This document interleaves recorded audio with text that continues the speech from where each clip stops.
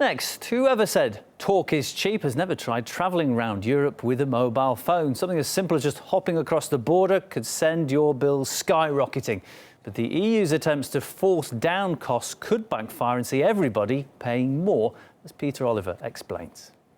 Back from holiday, but landed with an unexpected bill.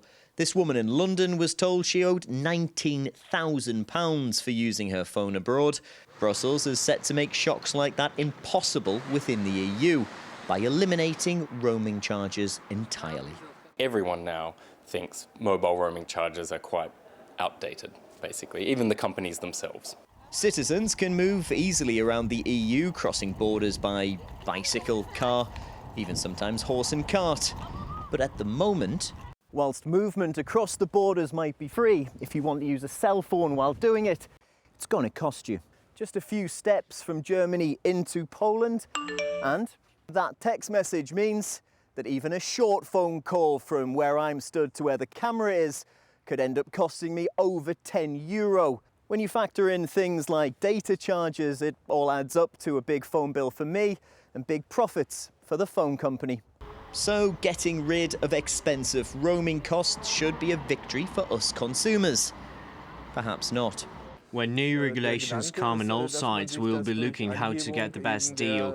It's likely telecom providers will recoup the money they are set to lose on roaming charges by raising basic tariffs.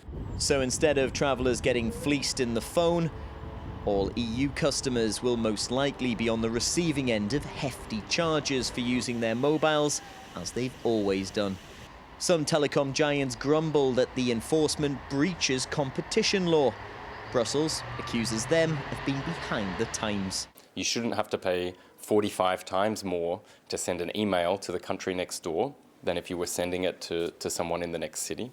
That's not reasonable, that's not fair.